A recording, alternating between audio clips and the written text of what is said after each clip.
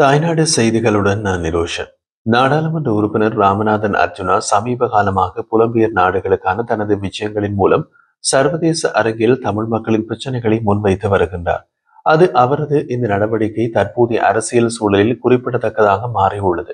பல்வேறு ஐரோப்பிய நாடுகளுக்கு சென்றுள்ள அர்ஜுனா அங்குள்ள புலம்பெயர் தமிழர்களுடன் கலந்துரையாடி வடக்கு மற்றும் கிழக்கு மாகாணங்களில் தமிழ் மக்களுக்கான நீண்டகால தீர்வு காணும் நோக்கில் சர்வதேச சமூகத்தின் ஆதரவு பெற முயற்சிகளை மேற்கொண்டு வருகின்றார்.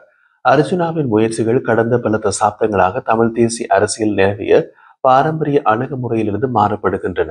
முன்பு பல தமிழ் தேசிய தலைவர்கள் உள்நாட்டு அரசியல் போராட்டங்களில் மட்டுமே ஈடுபட்டிருந்த நிலையில் அர்ஜுனா சர்வதேச அரசியல் தளத்தில் தமிழ் மக்களின் குரலை பலப்படுத்தும் முயற்சியில் ஈடுபட்டுள்ளார்.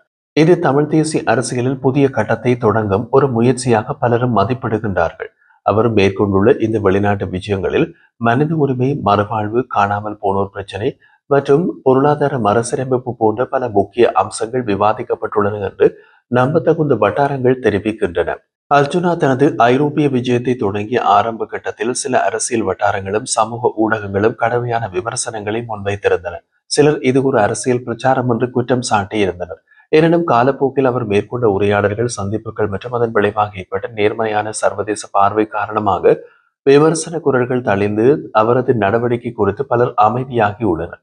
புலம்பெயர் சமூகங்கள் அர்ஜுனாவை வரவேற்று அவருடன் நேரடியாக கலந்துரையாடும் வாய்ப்பை பெற்றுள்ளனர். பலரும் அவர் முன்வைக்கும் தீர்வு நோக்கமுள்ள அரசியல் அணுகுமுறையை பாராட்டி வருகின்றார்கள். இதன் மூலம் புலம்பெயர் தமிழர்களுக்கும் உள்ளூர் அரசியலுக்கும் இடையிலான தூரம் குறையும் எனவும் ஒரு புதிய அரசியல் இணைப்பு உருவாகும் வாய்ப்பு உள்ளது என்றும் அரசியல் பகுப்பாய்வாளர்கள் குறிப்பிடுகின்றனர். ராமநாதன் அர்ஜுனா இந்த புலம்பெயர் விஜயம் வெறும் அரசியல் பயணம் அல்ல, தமிழ் மக்களின் எதிர்காலத்தை குறைக்கும் ஒரு முயற்சியாகவும் தேசிய அரசியலின் ஒரு புதிய சிந்தனையின் தொடக்கமாகவும் பார்க்கப்படுகின்றது. அவரது செயற்பாடுகள் எதிர்காலத்தில் தமிழர் பிரச்சினைக்கு சர்வதேச ஆதரவை உறுதி செய்யும் வழிவகையாக மாறுமா என்பதுதான் அடுத்த கட்டத்தில் கவனிக்கப்பட வேண்டிய முக்கிய அம்சம். இலங்கை தமிழர் அரசியல் வரலாற்றில் நோர்வே ஓஸ்லோ என்ற பெயர் மறக்க முடியாத ஒரு அத்தியாயம். புலிகள் அமைப்புக்கும் இலங்கை அரசாங்கத்துக்கும் இடையிலான சமாதான பேச்சுவார்த்தைகள் நடந்த தளம் என்பதாலேயே ஓஸ்லோ என்ற பெயர் தமிழர்களின் நினைவில் என்றும் உயிருடன் உள்ளது. அந்த சமாதான முயற்சிகளின் பின்னணியில் செயல்பட்ட முக்கிய நபர் நோர்வேயின் இப்போதைய சிறந்த ராஜதந்திரி எரிக் சொல்கேம் என்பதும் வரலாற்று உண்மை. இவை வரலாற்றை மீண்டும் நினைவூட்டும் வகையில் தற்போது நாடாளுமன்ற உறுப்பினர் ராமநாதன் அர்ஜுனா தனது புலம்பெயர் விஜயத்தின் ஒரு பகுதியாக நோர்வே சென்றுள்ளார். அங்கே அவர் முதலாக ஒஸ்லோ நகரில் கால் பதித்து தமிழ் மக்களுக்கான அரசியல் தீர்வுகளுக்கான முயற்சியில் ஒரு புதிய பக்கத்தை தொடங்கியுள்ளார். அர்ஜுனா குறிப்பிடுகையில், சமாதான பேச்சுவார்த்தைகள் நடந்த ஒஸ்லோ நகரம் ஒரு வரலாற்று இடம். அதே இடத்தில் தான் தமிழ் மக்களின் நம்பிக்கைகள் ஒரு நாள் கட்டமைக்கப்பட்டன, பின்னர் சிதறின. என்று அதே மண்ணில் மீண்டும் கால் பதிப்பது எனக்கு ஒரு அர்த்தமுள்ள தருணம். அவர் தங்கியிருந்தது கூட சாதாரண விடுதி அல்ல. 2002ஆம் ஆண்டு புலிகள் அமைப்பின் பிரதிநிதிகள் தங்கி பேச்சுவார்த்தையில் பங்கேற்ற வரலாற்று முக்கியத்துவம் வாய்ந்த ஹோட்டல் என்று குறிப்பிடப்படுகிறது. அந்த இடத்தில் தங்கியிருப்பது தமிழர்களின் அரசியல் போராட்ட வரலாற்றில் தன்னை இணைக்கும் ஒரு உணர்ச்சிகரமான தருணமாக அர்ஜுனா விவரித்துள்ளார். அர்ஜுனா கூறிய மிக முக்கியமான அனுபவம் எரிக் சொல்கேமை அவருடைய வீட்டில் நேரடியாக சந்தித்தது முக்கியமான தருணம். எங்கே தொலைத்தோமோ அங்கே தேடுவதே சிறந்தது. 23 ஆண்டுகளுக்கு முன் தமிழ் மக்களுக்கான சமாதான முயற்சியை வழிநடத்திய ஒருவரை இன்னும் அதே உற்சாகத்துடன் நேரில் சந்திக்க முடிந்தது எனக்கு ஒரு பெருமை என்று அவர் குறிப்பிட்டார். அவரது கைகளால் இலங்கையின் பல மாற்றங்கள் நிகழ்ந்தது. ஒரு சர்வதேச ராஜதந்திரியாக அவர் செய்தது உலக அளவில் தமிழ் பிரச்சனைகளுக்கு ஒரு முக்கிய இடத்தை உருவாக்கியது. இன்று அவரது வீட்டில் நான் அவருடன் அமர்ந்து தமிழ் மக்கள் இனமும் அனுபவிக்கும் துன்பங்களை நேரடியாக விளக்க முடிந்தது. இது எனக்கு ஒரு உணர்ச்சிகரமான தருணம். அர்ஜுனா தனது பேச்சில் இறுதியில் உணர்ச்சி மிகுந்த வார்த்தைகளில் தேசிய தலைவரின் கைகளை தொட்ட ஒருவரின் கைகளை 23 ஆண்டுகளுக்கு பிறகு நான் மீண்டும் பற்றி இருக்கின்றேன். இதன் மூலம் எனது இனத்திற்கு ஏதாவது செய்யலாம் என்ற நம்பிக்கை மீண்டும் உயிர்ப்பித்துள்ளது. 2002 மீண்டும் தொடங்குவோம். 2002 மீண்டும் தொடங்குவோம் என்ற வாக்கியம் ஒரு சாதாரண கருத்தாக அல்லாமல் தமிழ் அரசியலுக்கு ஒரு புதிய நோக்கத்தை பிரதிபலிக்கும் வரலாற்று சொற்றொடராக மாறியுள்ளது. அர்ஜுனாவின் நோர்வே விஜயம் வெறும் நினைவு பயணம் அல்ல, அது ஒரு அரசியல் சின்னமாகவும் தமிழ் மக்களின் நீண்டகால சமாதான முயற்சிகளுக்கு புதிய உயிரூட்டும் முயற்சியாகவும் பார்க்கப்படுகிறது. அவர் ஒஸ்லோவிலிருந்து அனுப்பிய செய்தி கடந்த காலத்தை நினைவூட்டுவதோடு எதிர்காலத்தை நோக்கி நம்பிக்கையுடன் நகரும் தமிழ் தலைமுறைகளுக்கான ஒரு ஊக்கமூட்டும் செய்தியாகும். 2002ஆம் ஆண்டு தொடங்கிய சமாதான பயணம் ஒரு கட்டத்தில் நின்றுவிட்டது. ஆனால் ராமநாதன் அர்ஜுனாவின் நோர்வே விஜயம் அந்த பயணத்தை புதிய வடிவில் மீண்டும் தொடங்கும் முனைப்பாக மாறுகிறது. தமிழ் மக்களின் அரசியல் குரலை மீண்டும் சர்வதேச அரங்கில் ஒலிக்கச் செய்யும் முயற்சியாக இந்த பயணம் பதிவாகும். மறைந்த நம்பிக்கையினை மீண்டும் உயிர்ப்பித்த அரசியல் பயணம் என்று பலரும் இதை வர்ணிக்கின்றார்கள். அர்ஜுனா தனது சமூக ஊடக பதிவில் எரிக் சொல்கேமுடன் சந்திப்புக்கு பின்னர் இன்னமும் பல முக்கிய சர்வதேச தலைவர்களையும் அரசியல் நிபுணர்களையும் சந்திக்க திட்டமிட்டிருப்பதாக தெரிவித்துள்ளார். இவை வெறும் மரியாதை சந்திப்புகள் அல்ல, மாறாக தமிழ் மக்களின் அரசியல் பிரச்சினைக்கு சர்வதேச தீர்வுகளை உருவாக்கும் நோக்கத்திலான ஆழமான ஆலோசனை என்றும் அவர் குறிப்பிட்டுள்ளார். இந்த கூட்டங்கள் வழியாக தமிழ் மக்களின் பிரச்சனைகளை சர்வதேச அரங்கில் மீண்டும் முன்னிறுத்தும் முயற்சியாக அர்ஜுனாவின் பயணம் மாற்றம் பெறும் என்று அரசியல் வட்டாரங்கள் மதிப்பிடுகின்றன. அர்ஜுனாவுக்கு இந்த நடவடிக்கைகள் குறித்து சமூக வலைதளங்களில் சிலர் ஆரம்பத்தில் கடுமையான விமர்சனங்களை முன்வைத்தனர். அவரை அரசியலின் நற்பெயரை பெறுவதற்கான சுய விவரம் நடத்துவதாக குற்றம் சாட்டினார்கள்.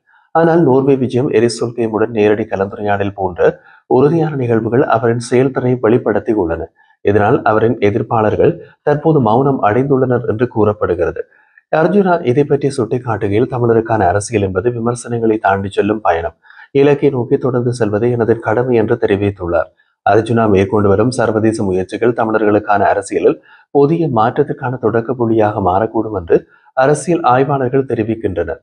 இன்றைய உலக அரசியலில் சர்வதேச ஆதரவை மீண்டும் பெறுவதற்கான முக்கியமானதாய் மாறியுள்ள நிலையில் அர்ஜுனா எடுத்திருக்கும் இந்த முயற்சி ஒரு புதிய திசை மற்றும் நம்பிக்கை என்று கருதப்படுகிறது. எனினும் இத்தகைய சந்திப்புகள் வெறும் பேச்சளவில் மட்டுமே முடிவடையாமல் தமிழர் அரசியலில் நடைமுறையான மாற்றங்களை உருவாக்குமா என்பது காலத்தின் கையில் உள்ளது. எப்படியோ புலம்பெயர் நாடுகளுக்கான தனது தொடர் விஜயங்களில் ஈடுபட்டு வரும் நாடாளுமன்ற உறுப்பினர் ராமநாதன் அர்ஜுனா சமீபத்தில் நோர்வேயில் முன்னாள் ராஜதந்திரியும் சமாதான தூதுவருமான எரிக் சொல்கேவை சந்தித்ததன் மூலம் சர்வதேச அரசியல் வட்டாரங்களில் பெரும் கவனத்தை ஈர்த்துள்ளார். இந்த சந்திப்பு தமிழ் அரசியலுக்குள் புதிய சிந்தனையையும் நம்பிக்கையை ஊட்டியதாக பலரும் குறிப்பிடுகின்றனர். நோர்வே 2002ஆம் ஆண்டில் இலங்கை அரசாங்கத்திற்கும் புலிகள் அமைப்புக்கும் இடையிலான சமாதான பேச்சுவார்த்தைகள் நடைபெற்ற வரலாற்று தளம். அந்த சமாதான முயற்சிகளில் முக்கிய பங்காற்றியவர் எரிக் சொல்கேவ். அவரை நேரடியாக சந்தித்து தமிழ் மக்களின் தற்போதைய நிலைமை குறித்து விளக்கக்கூடிய வாய்ப்பை பெற்றது அர்ஜுனாவுக்கு உணர்ச்சிகரமான மற்றும் அரசியல் ரீதியாக அர்த்தமுள்ள தருணம் என்பதில் சந்தேகம் இல்லை. விமர்சனங்களையும் எதிர்ப்புகளையும் மீறி அர்ஜுனா தொடர்ந்து சர்வதேச ரீதியில் தனது நடவடிக்கைகளை விரைவுபடுத்தி வருவது தமிழருக்கான அரசியலில் ஒரு புத்துணர்ச்சி ஏற்படுத்தும் முயற்சியாக பார்க்கப்படுகிறது.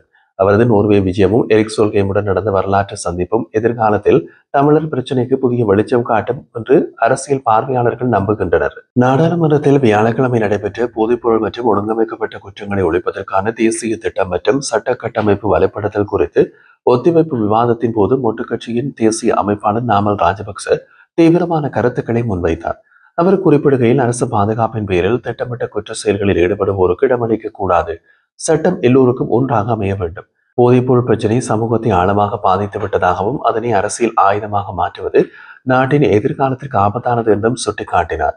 போதைப்பொருள் பிரச்சினைக்கு எதிராக நாம் ஒற்றுமையாக நிற்க வேண்டும். இதை வைத்து அரசியல் செய்ய வேண்டாம்.